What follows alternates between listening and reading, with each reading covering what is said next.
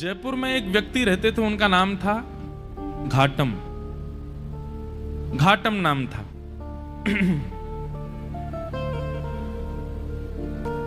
उनका पेशा था, उनके पूर्वजों से ही चला आ रहा था, वो सब चोरी करते थे। दादाजी, परदादा, परदादा, पूरे गांव का ही यही पेशा था, यही काम था, सब चोरी करते थे। घाटम जी भी चोरी करते थे। तो एक बार श्री घाटम जी कहीं,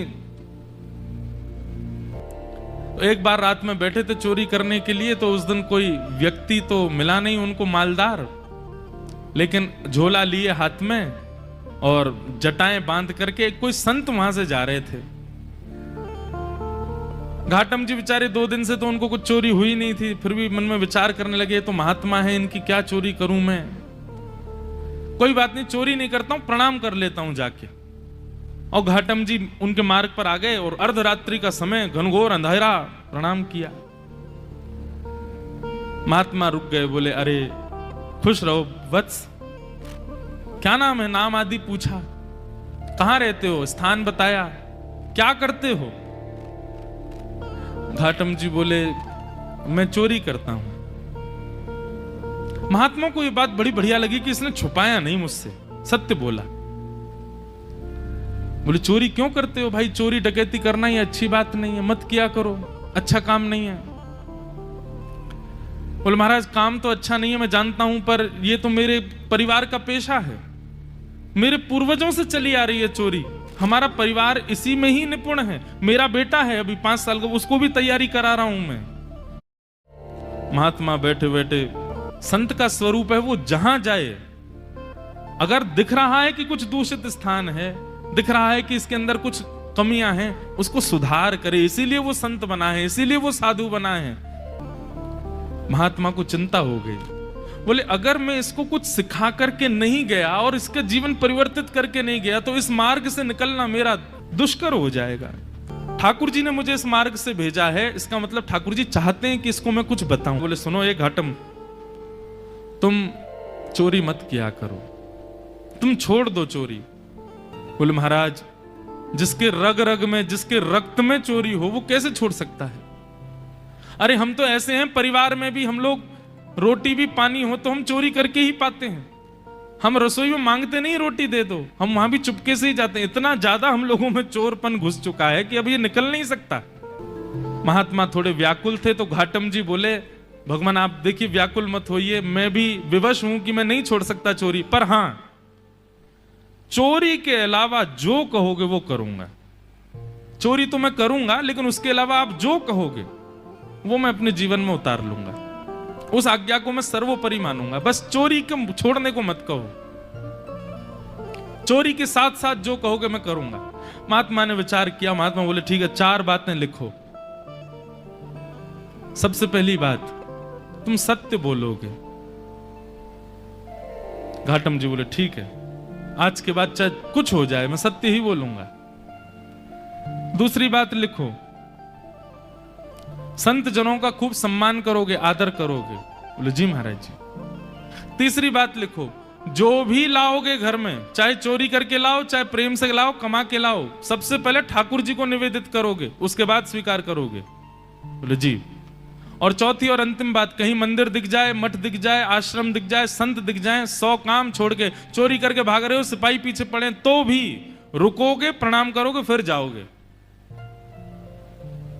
घाटम बोला जो आज्ञा। अब ये 4 बात मेरे लिए अध्यादेश हैं, आदेश नहीं है, अध्यादेश है। चाहे दुनिया इधर उधर हो जाए, मैं इन 4 बातों को कभी नहीं छोड़ूंगा। संत बोले ठीक है। अब देखो गुरु आज्ञा कितनी बड़ी होती है, ये कोई लिखी हुई कथा नहीं है, ये असली कथा है। आज भी घाटम जी का वहां घर है, आज भी उनका वंश है वहां पर, और इनका जो मतलब कुल गोत्र था, हमारे राजस्थान की तरफ मीणा होते हैं, वो इन्हीं के ही, उन्हीं परिवार में से थे।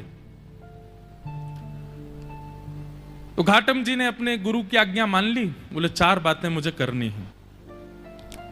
एक बार कुछ संतों की टोली जा रही थी, घाटम जी ने देख लिया, दौड़ करके गए, चरणों में निवेदन किया मेरे घर आ जाइए, प्रसाद पा लीजिए। संत बोले ठीक है। अब घर पहुंच गए, अब पत्नी से कहा 5 मूर्ति आई हैं, भोजन बनाओ। बोले 5? हम 2 के लिए तो भोजन नहीं है, 5 को कैसे पवाऊं मैं?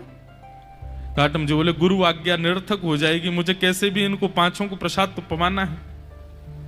घाटम जी ने देखा कि पड़ोस में एक कोई व्यक्ति रहता, उसके पास में उसके गेहूं अनाज आदि का भंडार है, थोड़ा चोरी करके ले आता हूं, उससे बना के इनको पवा देंगे, गुरु आज्ञा पूरी हो जाएगी। गुरु जी ने यही तो कहा है कि संतों की सेवा करो, अब कैसे भी करो, चोरी करके करो चाहे कुछ करो। दौड़ करके गए, वहां से कुछ अनाज आदि ले आए, घर पर ला करके प्रसाद बनवा करके पवा दिया। घाटम जी की चिंता हो गई कि आज सवेरे बारिश हुई थी और मैं चोरी करके लाया हूं तो निश्चित मेरे पैरों के चिन्ह बन गए होंगे, और उसको यदि पता चल गया कि मैंने चोरी किया, वो घर आ जाएगा, मुझे पकड़ करके ले जाएगा, आदि आदि मन में ये विचार करने लगे। लेकिन मैंने तो गुरु आज्ञा के वश होकर के किया ना। इतने में ही वर्षा हो गई, आंधी तूफान आया और सब उनके चरण चिन्ह आदि मिट गए। तो उनको ये अटूट विश्वास हो गया कि मैंने गुरु आज्ञा मान करके पूर्ण किया, तो ठाकुर जी मेरी सहायता कर रहे हैं, मेरे रक्षक बने हुए। घाटम जी का जीवन ऐसे चलने लगा। गुरु पूर्णिमा का समय था। घाटम जी ने मन में विचार किया, मेरे गुरु ने मुझको सब कुछ प्रदान किया, इस बार गुरु दक्षिणा के रूप में ऐसी कोई वस्तु या इतना धन कुछ दूं गुरुदेव के यहां कि वर्षों तक भी अगर मेरे यहां से सेवा ना जाए तो गुरु जी को दिक्कत ना हो, मेरी तरफ से ऐसा रहे कि हाँ परिपूर्ण हो गई सेवा। उसके लिए एक बड़ी चोरी कर लेता हूं, उसके बाद फिर मैं धीरे धीरे छोड़ ही दूंगा। एक बड़ी चोरी करता हूं, उससे जो धन आएगा गुरुदेव को दे दूंगा। और घाटम जी ने विचार किया क्या चोराऊं। तब उन्होंने विचार किया, बोले कि यहां आमेर का जो राजा है, इसके घोड़े बड़े कीमती हैं और उनमें भी एक काला अश्व है, काला घोड़ा है, वो सबसे ज्यादा कीमती है, ऐसा पूरे भारत में नहीं है। यदि उसको मैंने चोरी कर लिया और उससे जो धन आएगा वो यदि मैंने गुरुदेव को दिया तो आजीवन मुझे जितना देना चाहिए उतना एक बार में ही दे दूंगा मैं गुरुदेव को। तो गुरुदेव के यहां गुरु पूर्णिमा की सेवा मेरी तरफ से होती रहेगी। घाटम जी चोरी करने के लिए जा रहे हैं। एक सामान्य से घोड़े पर बैठ करके घाटम जी और सीधे राजभवन में प्रवेश कर रहे हैं। मुख्य द्वार से ही प्रवेश करने लगे तो द्वारपालों ने रोका, ए कहां जा रहे हो, क्या नाम है तुम्हारा? बोले घाटम। कहां जा रहे हो? बोले चोरी करने जा रहा हूं। झूठ नहीं बोलना है, गुरुदेव ने मना किया है। तो द्वारपालों ने मन में विचार किया, ये जरूर राजा का कोई गुप्तचर है, राजा का कोई बहुत घनिष्ठ व्यक्ति है, हमने इसको रोक दिया है, इसका परिचय पूछना, इसलिए बुरा मान गया, बुरा मान करके कह रहा चोरी करने जा रहा हूं। ए भाई सुनो, द्वार खोल दो, ये कोई राजा का परिचित व्यक्ति होगा, ऐसे कौन बोलता चोरी करने जा रहा हूं। द्वार खुल गए, वो भीतर प्रवेश कर गए।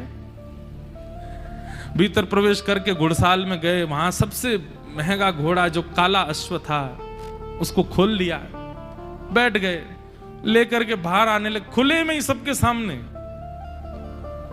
बाहर की ओर जाने लगे। तो द्वारपालों ने कहा ये तो राजा का घोड़ा है, ये क्यों ले जा रहे हैं? फिर भैया ये काला अश्व कहां लेके जा रहे हो?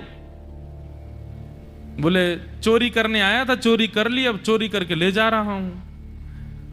द्वारपाल बोले ये तो कुछ ज्यादा ही बुरा मान गया है, ऐसे कौन बोलता है? अरे भैया द्वार खोल दो, इनको जाने दो, रोको नहीं। उनका सत्य और वहां द्वारपाल का उसके प्रति ये भाव रखना कि बुरा मान गए, वो ऐसा फिट हुआ कि किसी को शंका ही नहीं हुई कि ये चोरी कर रहे हैं। घोड़ा लेकर के चले गए और उसी समय राजा ने आज्ञा की मेरे घोड़े तैयार करो, मैं भी जाऊंगा कहीं, ऐसा उसने आज्ञा की। जाके देखा तो काले अश्व थे नहीं। अफरा तफरी मची। जब द्वारपालों के कान में बात पहुंची तो उन्होंने हल्ला किया कि अरे एक व्यक्ति आया था, आकर के इतना सत्य बोल के, वो तो बोल के गया मैं चोरी करने आया हूं, चोरी करके ले भी गया, तुमने रोका क्यों नहीं? बोले महाराज हमको लगा कि ऐसे कौन बोलता है, चोर कभी ये बोलता मैं चोरी करने आया हूं, लेकिन वो सत्य बोल रहा था तो हमको लगा आपका कोई गुप्तचर है, आपका कोई घनिष्ठ है, इसलिए हमने रोका नहीं उसको, ले गया। वो सैनिकों को भेजा, जाओ पकड़ लो उसको, घोड़े लेके आओ। घाटम जी घोड़ा लेकर के जा रहे थे, दौड़ रहे थे खूब तेज कि राजा के कोई दूत आए, उससे पहले मैं इसका विक्रय कर दूं कहीं। लेकिन तभी उसी मार्ग पर ही एक मंदिर पड़ा राम जी का। और वहां संभवतः उसी समय आरती चल रही थी। गुरुदेव की आज्ञा याद आ गई, बोले गुरुजी ने कहा था कहीं मठ मंदिर आश्रम दिख जाए तुरंत रुक के प्रणाम करना है। तुरंत अपना घोड़ा रोका, भयभीत है मन में लेकिन गुरु आज्ञा पर इतना विश्वास, घोड़े को रोका, खड़ा किया, वहीं एक पेड़ से बांध दिया, भीतर भाज करके गए। जल्दी जल्दी प्रणाम कर रहे थे, आरती चल रही थी, आरती प्रणाम की, संतों को प्रणाम किया, लेकिन जब तक वो बाहर आते उससे पहले सैनिक आ गए और सैनिकों ने आकर के देखा घोड़ा खड़ा है। लेकिन एक आश्चर्य हुआ, वो घोड़ा जो काला था वो श्वेत हो गया था, लेकिन घोड़े की आकृति, घोड़े की कद काठी, घोड़े का स्वरूप बिल्कुल वैसा ही था जैसा उस काले, बस उसका वर्ण श्वेत हो गया। तो सैनिक खड़े तो हो गए आके, लेकिन कहने ये घोड़ा तो वही है, लेकिन ये श्वेत कैसे हो गया। घाटम जी निकल करके बाहर आए, सैनिकों ने उनकी ओर देखा, ये घोड़ा किसका है? बोले घोड़ा राजा का है। बोले राजा का घोड़ा तो काला था, ये श्वेत कैसे हो गया? तुम चोरी करके लाए ना? बोले हाँ मैं चोरी करके लाया। ये श्वेत कैसे हो गया? बोले ये तो मुझे नहीं पता, क्योंकि मैंने जब बांधा था तब तो काला ही था। ये श्वेत कैसे हुआ ये तो मुझे नहीं पता। अरे तुझे नहीं पता, ऐसा कैसे बोल सकते हो? बोले मैं सत्य बोल रहा हूं, मुझे लगता है मैंने जिनको निवेदित किया उन्होंने इसको श्वेत कर दिया। सैनिक बोले क्या बोल रहे हो ये? बोले हाँ मैं जो भी चीज लाता हूं पहले ठाकुर जी को निवेदित करता हूं, तो शायद ठाकुर जी श्याम वर्ण के हैं, उन्होंने सोचा होगा श्याम वर्ण के घोड़े पे मैं बैठूं दिखूंगा ही नहीं, इसलिए उन्होंने श्वेत कर दिया। सैनिक बोले ये क्या तुम बोल रहे हो? बोले मैं सत्य बोल रहा हूं, ये वही घोड़ा है जो राजा का है, मैं चोरी करके लाया हूं, मैंने बांधा था तब काला था, आप लोग आए तो कहीं आप मुझे पकड़ो ना, इसलिए ठाकुर जी ने श्वेत कर दिया, पर संभवतः आपने पकड़ लिया मुझको। तो तुम ये कहना चाहते हो ठाकुर जी तुम्हारी चोरी में सहायता कर रहे हैं? नहीं नहीं, सहायता तो ठाकुर जी नहीं कर रहे हैं, पर ऐसा कह भी दें तो कोई अतिशयोक्ति नहीं, कर तो रहे हैं, श्वेत उन्होंने ही किया है। बोले इसकी बातें हमें समझ नहीं आ रही, इसको पकड़ के राजा के पास ले चलो। राजा के पास ले गए। राजा ने जब घोड़ा देखा, राजा खुद आश्चर्य, बोले ये है तो मेरा ही घोड़ा, पर ऐसा भी नहीं कि इस पर कोई रंग लगाया हो, इसका वास्तविक रंग श्वेत कैसे हो गया? घाटम जी से पूछा, घाटम जी बोले मैं सत्य बोल रहा हूं, आप लोग मान नहीं रहे हैं, मैं ठाकुर जी को निवेदित करता हूं, जो भी चुराता हूं मैंने ठाकुर जी को निवेदित किया, उनको नहीं भाया होगा काला, इसलिए गोरा कर। घाटम जी की बात पर किसी को विश्वास नहीं हो, तब राजा बोला एक तरीका है, यदि तुम्हारी बात में इतनी सत्यता है कि ये वही घोड़ा है, तो मेरे घोड़े के गाल के पास में एक मस्सा है, यदि वो मस्सा इसके हुआ तो मैं समझ जाऊंगा कि भगवान तुम्हारी सहायता करते हैं, तुम्हारी गुरु आज्ञा ही तुम्हारी सहायता करती है, तुम जो करते हो सब, और मैं तुमको छोड़ दूंगा। राजा ने जाकर के घोड़े की नार पर जब बाल हटा करके देखा तो वो मस्सा बिल्कुल वैसा ही था जैसा एक काले घोड़े के था, वही घोड़ा। राजा से विश्वास नहीं हुआ नेत्रों पर, उसी समय चरणों में गिर गया। बोले महाराज आपके गुरु आपके बने रहें, पर आज से मेरे गुरु आप हैं। आप चोरी चकारी छोड़िए, सारे काम छोड़िए, आज से आप मेरे दरबार के राजगुरु हैं। आपकी गुरु आज्ञा इतनी प्रतापशाली कि आप एक चोरी का कृत्य करते हैं, उसमें भी ठाकुर जी सहायता करते हैं आपकी। आज से आप मेरे राजगुरु। और श्री घाटम जी को राजगुरु बना दिया। लेकिन राजगुरु बनने के बाद घाटम जी को बड़ी आत्मग्लानि हुई। उन्होंने मन में विचार किया कि मैंने गुरुदेव की आज्ञा मानकर के अपने दुष्कृत्य को नहीं छोड़ा, उसका यह परिणाम हुआ कि आज मैं एक राजगुरु बन गया। यदि मैंने अपने कृत्य भी सुधार लिए होते, सदकृत्य किए होते, तो आज ठाकुर जी मुझको मिल गए होते। तो घाटम जी ने अपनी राज पदवी का त्याग कर दिया, और राज पदवी त्याग करने के बाद वो सामान्यतया एक सामान्य व्यक्ति की तरह अपना जीवन जीने लगे, गुरु आज्ञा पालन करके। उनका एक पद है, उसमें कहते हैं ठाकुर जी को कि हे ठाकुर जी, पहले तो मैं यूं ही खाता, अब तो ना कर खावा छा। ठाकुर जी पहले तो मैं ऐसे ही खा जाता था, पर अब तो मैं स्नान करके पाता हूं प्रसाद।